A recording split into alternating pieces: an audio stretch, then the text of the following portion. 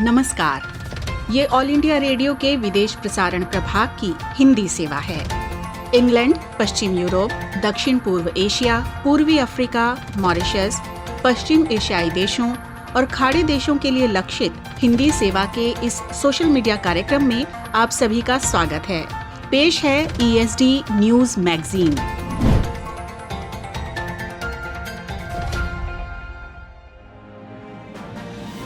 ये all India radio की हिंदी सेवा है। अब आप मनोज कुमार चौधरी से राष्ट्रीय और अंतर्राष्ट्रीय जगत के समाचार सुनिए। आज प्रधानमंत्री Narendra Modi pan IIT America द्वारा आयोजित IIT 2020 वैश्विक शिखर सम्मेलन में एक आधार व्याख्यान देंगे। इस वर्ष के शिखर सम्मेलन की विषय वस्तु द फ्यूचर इज नाउ है। इस शिखर सम्मेलन में वैश्विक अर्थव्यवस्था, तकनीक, नवोन्मेष, स्वास्थ्य, पर्यावरण संरक्षण तथा सार्वभौमिक शिक्षा जैसे मुद्दों पर फोकस किया जाएगा। पैन IIT अमेरिका एक संगठन है जिसका गठन हुए 20 वर्ष से अधिक समय बीत चुके हैं। 2003 के बाद पैन IIT अमेरिका ने इस सम्मेलन का आयोजन किया है तथा इसमें उद्योग, शैक्षणिक समुदाय तथा सरकार समेत विभिन्न क्षेत्रों के वक्ताओं को आमंत्रित किया गया है। पैन IIT अमेरिका का संचालन IIT के पूर्व छात्रों की ऑल वॉलंटियर टीम करती है। संयुक्त राष्ट्र महासभा का 2 दिन का विशेष अधिवेशन शुरू हो गया है। इसमें कोविड-19 से निपटने के लिए किए जा रहे उपायों और इससे उबरने के श्रेष्ठ तरीके पर मुख्य रूप से ध्यान केंद्रित रहेगा। इस महामारी से अब तक 10,50,000 लोगों की जान चली गई है और अर्थव्यवस्थाएं तबाह हो गई हैं। महासभा अध्यक्ष वोल्कान बोजकीर ने कल कहा कि ये अधिवेशन कोविड-19 को हराने के लिए हम सबको एक साथ आने का ऐतिहासिक मौका प्रदान करेगा। उन्होंने कहा कि कोविड-19 से बचाव के लिए इस समय जब अनेक वैक्सीन परीक्षण के अंतिम दौर में हैं और विश्व भर में इससे स्वस्थ होने के प्रयासों में अरबों डॉलर खर्च किए जा रहे हैं, अंतर्राष्ट्रीय समुदाय के पास इसमें सहयोग करने का एक अनोखा अवसर है।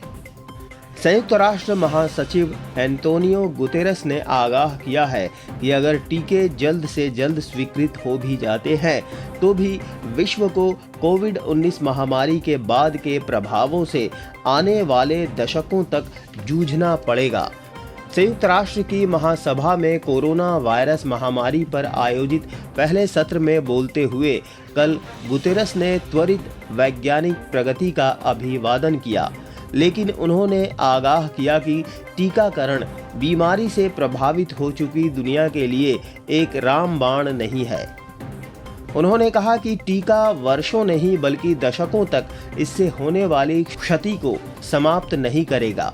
लघु तथा पहले से ध्वन्यांकित भाषणों में संयुक्त राष्ट्र के शिखर सम्मेलन में भागीदारी कर रहे 100 से अधिक देशों के नेताओं और वरिष्ठ अधिकारियों को गुतेरस ने कहा कि चरम निर्धनता बढ़ रही है, अकाल के खतरे मंडरा रहे हैं तथा 8 दशकों में दुनिया सबसे बड़ी वैश्विक मंदी का सामना कर रही है।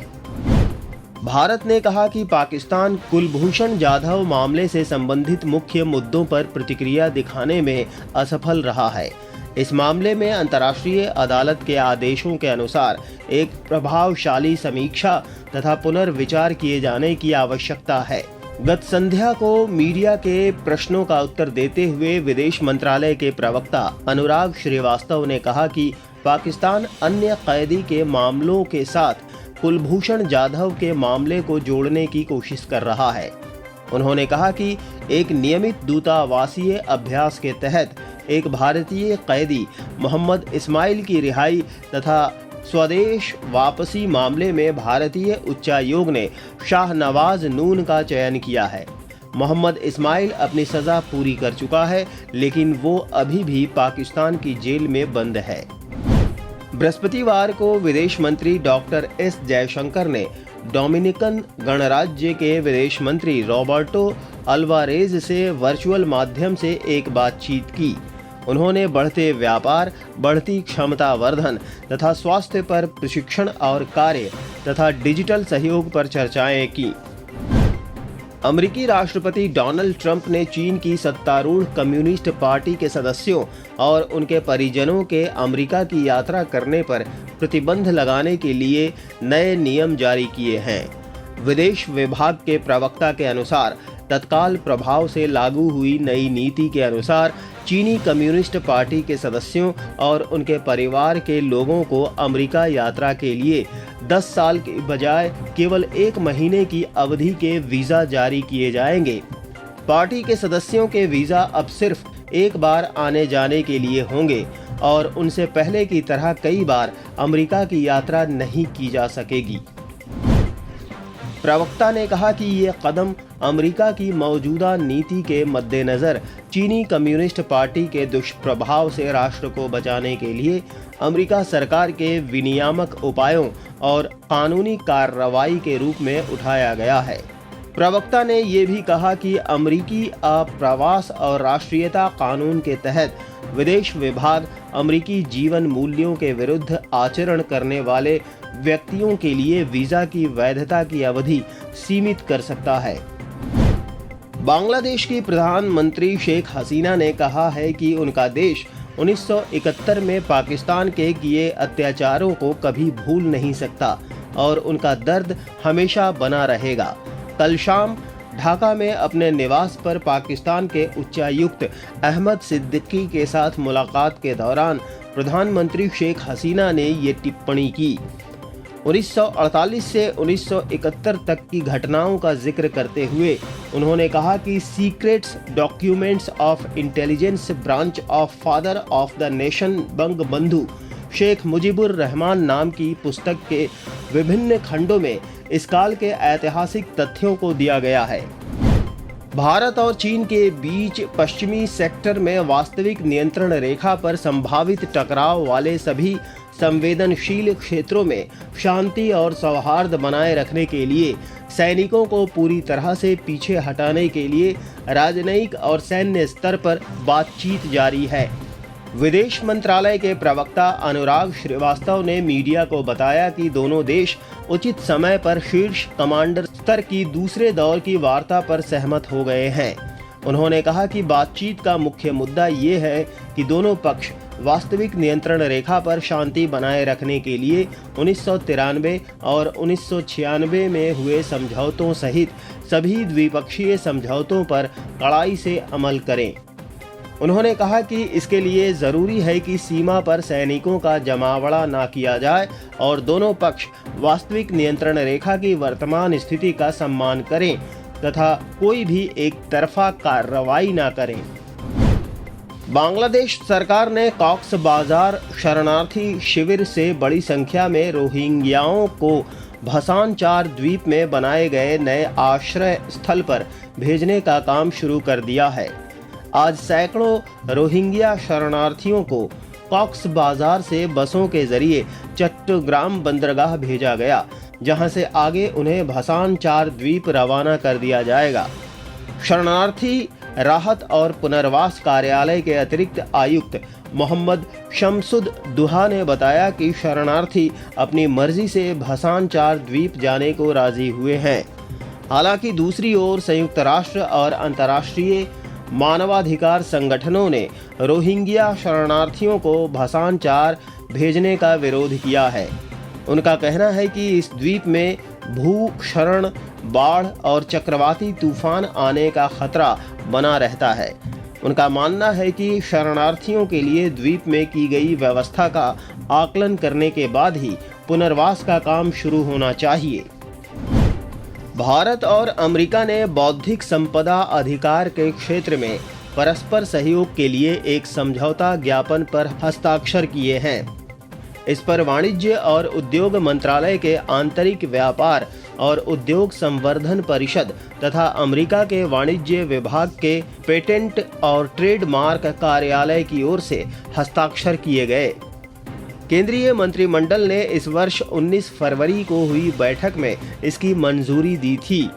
इस समझौते से बौद्धिक संपदा अधिकार के क्षेत्र में दोनों देशों के बीच उद्योगों, विश्वविद्यालयों, अनुसंधान तथा संस्थाओं के स्तर पर अनुभवों और बेहतरीन तौर तरीकों तथा ज्ञान को साझा करने में मदद मिलेगी। इसके साथ ही ये समाचार बुलेटिन अब समाप्त होता है। नमस्कार।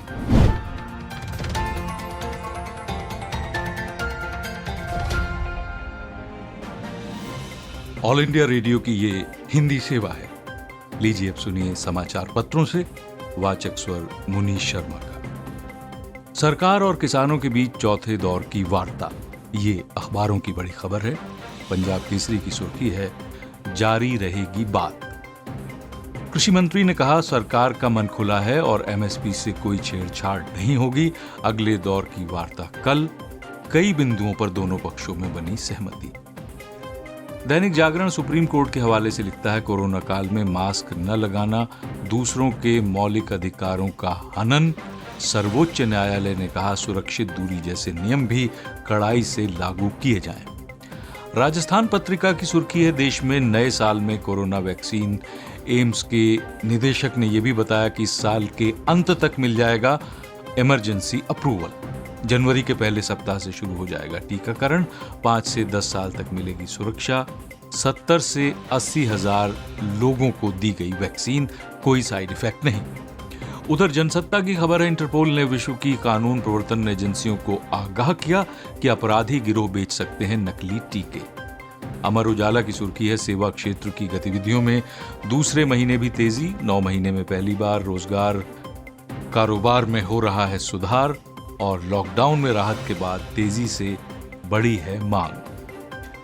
हिंदुस्तान का शीर्षक है, एचडीएफसी बैंक के नए क्रेडिट कार्ड जारी करने पर रोक। रिजर्व बैंक ने नई डिजिटल सेवा शुरू करने पर भी रोक लगाई। बार बार तकनीकी दिक्कत आने की वजह से आरबीआई हुआ सख्त। नवभारत टाइम्स ने धन शोधन मामले में popular front of India PFI के 9 राज्यों में 26 ठिकानों पर छापेमारी की खबर दी है। और दैनिक भास्कर की सुर्खी है, रणनीति के लिए सेना में अब नए उप प्रमुख। केंद्र से मिली मंजूरी। सेना में अब deputy chief of army staff और सूचना महानिदेशक वॉरफेयर DGIW का पद भी होगा। अमर उजाला कहता है, अमेरिका में ग्रीन कार्ड का इंतजार कर रहे भारतीयों को राहत। खत्म होगा देशों का कोटा। अमेरिकी सीनेट से प्रवासी वीजा को लेकर विधेयक पारित हो गया है। और हिंदुस्तान ने अमेरिका की फ्लोरिडा स्टेट यूनिवर्सिटी के एक शोध के हवाले से लिखा है, लोगों से घुले मिलें वरना बन जाएंगे भुलक्कड़। और आसपास मौजूद दूसरे लोगों से कटे रहने पर 40% तक बढ़ जाता है डिमेंशिया होने का खतरा। इसके अलावा दिल्ली से प्रकाशित कई हिंदी दैनिक समाचार पत्रों ने विभिन्न मुद्दों पर संपादकीय लिखे हैं। और आज दैनिक भास्कर के संपादकीय का शीर्षक है, सब ठीक रहा तो टीके की दुनिया में आएगी क्रांति। अखबार कहता है कि साल भर में करीब 1 दर्जन कोरोना वैक्सीन कैंडिडेट्स किसी भी क्षण लोक प्रयोग हेतु आने को तैयार हैं। पूर्व वैज्ञानिक नियमों के तहत किसी एक वैक्सीन को कम से कम 3 से 4 साल तक वॉलंटियर्स पर लगाकर संभावित दुष्प्रभावों से निश्चिंत हुआ जाता था, लेकिन संकट देखते हुए इसे नजरअंदाज किया गया। अगर सब कुछ सही रहा और कोई घातक दुष्प्रभाव न मिले तो ये विज्ञान का चमत्कार ही समझिए। वैक्सीन की दुनिया में एक और चमत्कार हुआ है, messenger ribonucleic acid mRNA vaccine विधि की खोज। ये शरीर के भीतर जाते ही सिस्टम को एक संदेश देता है ताकि संबंधित पैथोजन पैदा हो। जैसा कोरोना के मामले में कांटेदार प्रोटीन होता है। इम्यून सिस्टम जब देखता है कि कोई बाहरी तत्व आ रहा है तो इसके साथ ही वो एंटीबॉडीज बनाता है। लिहाजा रोग मुक्ति की सबसे प्राकृतिक विधि है। साथ ही 2 बार लगाया जाने वाला ये टीका -70 डिग्री पर ही रखा जाना होगा, जो वितरण व्यवस्था की एक बड़ी चुनौती है, खासकर गरीब और गर्म देशों में। इसकी कीमत भी अन्य वैक्सीन से 10-20 गुना ज्यादा है। पारंपरिक वैक्सीन पैथोजन बाहर से तैयार कर उसे शरीर में भेजने के सिद्धांत पर आधारित है। अब खतरा यह है कि यह वायरस शरीर में कैसा व्यवहार करेगा ये नहीं मालूम। पुणे में बन रही कोरोना वैक्सीन पारंपरिक तरीका है, लेकिन इसके साथ साथ अगर देखें तो इसमें मानव कोशिकाओं में प्रवेश से रोकने के लिए भी टी लिम्फोसाइट्स को एक खास तरीके से सक्रिय किया जाता है, यानी दोहरा अवरोध। वैक्सीन के लिए सामान्य रेफ्रिजरेटर का तापमान पर्याप्त है। इसकी कीमत भी कोई 100 रुपए के करीब है। भारत में भी इस mRNA तकनीक का एक शोध अभी जारी है और इसे केंद्र के बायो तकनीकी विभाग द्वारा प्रारंभिक धन देकर पुणे के एक संस्थान द्वारा कराया जा रहा है, जिससे प्रधानमंत्री ने अलग से बातचीत की है। मार्च में ये वैक्सीन भी उपलब्ध हो जाने की आशा की जा सकती है। और इसके साथ ही समाचार पत्रों से का ये अंक समाप्त हुआ। आप सुन रहे हैं ऑल इंडिया रेडियो की हिंदी सेवा।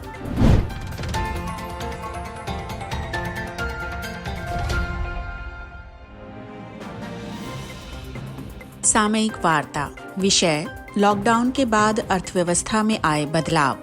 आलेख वरिष्ठ पत्रकार जी श्रीनिवासन का, वाचन स्वर नीलम मलकानिया का, 4 दिसंबर 2020 के लिए। भारत में लगातार दूसरे माह यानी नवंबर में वस्तु एवं सेवा कर संग्रहण 1 लाख करोड़ रुपए से ज्यादा हो जाना, यात्री कारों की पहले से ज्यादा बिक्री, रेलवे माल ढुलाई में वृद्धि, सेवाओं में वृद्धि से क्रय प्रबंधक सूचकांक में बढ़ोतरी, ये सब आर्थिक बदलावों में बहाली का संकेत हैं। ये देखना भी रुचिकर है कि हालिया तिमाही सकल घरेलू उत्पाद में 7.5% से दूसरी तिमाही की वृद्धि दर की तुलना पहली तिमाही की लगभग 24% की कमी से की जा रही है, जब लॉकडाउन का बहुत बुरा प्रभाव था। इस प्रकार बची हुई तिमाहियों में बहाली के तीव्र रुझान की आशा है। वित्त मंत्रालय के आर्थिक मामलों के विभाग ने अर्थव्यवस्था में तीव्र वृद्धि का संकेत दिया है। अर्थव्यवस्था को सहारा देने के लिए जारी किए गए उत्प्रेरक पैकेज और अनलॉक प्रक्रिया के तुरंत बाद गतिविधियों में आए बदलाव को इनका श्रेय जाता है। 7.5% के संकुचन के साथ दूसरी तिमाही में उत्पादन में अच्छी खासी वृद्धि रही, जिसकी तुलना पिछले साल की समान समयावधि से की गई। निर्माण क्षेत्र में पहली तिमाही में 39% नकारात्मक वृद्धि के बाद दूसरी तिमाही में सकारात्मक 0.6% की बहाली दर्ज की गई। इस बहाली से औद्योगिक वस्तुओं की मांग बढ़ना तय है और इस प्रकार निर्माण क्षेत्र भी तीव्र बहाली के संकेत दे रहा है। हालांकि नवंबर माह में जीएसटी से प्राप्त सकल राजस्व 1 लाख करोड़ रुपए से अधिक रहा, जो कि 1 साल पहले की तुलना में 1.4% अधिक था। अक्टूबर और नवंबर माह में जीएसटी राजस्व में इजाफा हुआ। कड़े लॉकडाउन की वजह से आरंभिक महीनों में रुझानों के गड़बड़ाने के बाद राज्यों द्वारा जीएसटी संग्रहण में आई कमी की अब भरपाई हो सकती है। नवंबर में 8,242 करोड़ रुपए का कर के रूप में संग्रहण किया गया। इसका इस्तेमाल राज्यों द्वारा जीएसटी लागू करने की प्रक्रिया में क्षतिपूर्ति के लिए किया गया। गौरतलब है कि राज्यों ने स्थानीय स्तर पर कर संग्रहण के लिए प्रक्रिया में सहयोग किया था। इससे भी उत्साहजनक ये है कि नवंबर माह में जीएसटी क्षेत्र में बढ़त मिलने के साथ ही महालेखा नियंत्रक द्वारा जारी आंकड़ों से पता चलता है कि वित्त वर्ष की पहली छमाही में संकुचन के बाद केंद्र द्वारा किया जाने वाला कर संग्रहण अक्टूबर में काफी बढ़ा है। इसकी वजह बढ़े हुए अप्रत्यक्ष कर, निजी आय कर तथा विस्तृत पैमाने पर संग्रहण में हुआ विस्तार है। इस साल अक्टूबर में 17% की बढ़त के साथ सकल संग्रहण में जो वृद्धि हुई है, उसकी वजह त्योहारी खरीद में हुई तेज वृद्धि, चुंगी और सीमा शुल्क तथा अप्रत्यक्ष करों में हुई वृद्धि भी है। रेटिंग एजेंसी मूडीज ने अपने हालिया आकलन में कहा है कि भारतीय कंपनियों को इस साल स्थिति में सुधार देखने को मिलेगा, क्योंकि एक तो लॉकडाउन के बाद आर्थिक गतिविधियों में तेजी आई है और खरीदारी के चलते बढ़ी हुई आय से आगे भी मांग में तेजी आएगी। कम ब्याज दरों तथा ऋणों की पर्याप्त उपलब्धता से भी वित्त तथा वृद्धि को लेकर एक संतुलन बनाने में मदद मिलेगी। अचल संपत्ति क्षेत्र में फिर से बढ़त का उल्लेख करते हुए केंद्रीय वाणिज्य तथा उद्योग मंत्री पीयूष गोयल ने भी अर्थव्यवस्था की मजबूती की बात कही है। हाल ही में व्यापार मंडल के सदस्यों की बैठक में बोलते हुए उन्होंने कहा कि घरेलू उद्योगों में एक सामंजस्य आ गया है। और एक पारदर्शी तथा अपेक्षाकृत अधिक खुली अर्थव्यवस्था के लिए वैश्विक आपूर्ति श्रृंखलाएं भारत की ओर उम्मीद से देख रही हैं।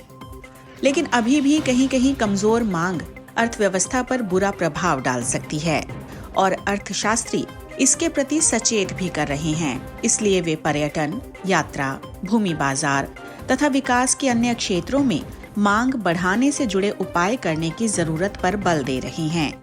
साथ ही रोजगार सृजन पर ध्यान देते हुए ये भी याद रखना होगा कि नौकरियां या रोजगार छिन जाने से मांग कम होगी, जिसका अर्थव्यवस्था की गति पर फिर से नकारात्मक प्रभाव पड़ सकता है। ये था ऑल इंडिया रेडियो के विदेश प्रसारण प्रभाग की हिंदी सेवा का YouTube कार्यक्रम। ESD न्यूज मैगजीन का अगला अंक लेकर हम फिर हाजिर होंगे। अब दीजिए इजाजत। नमस्कार।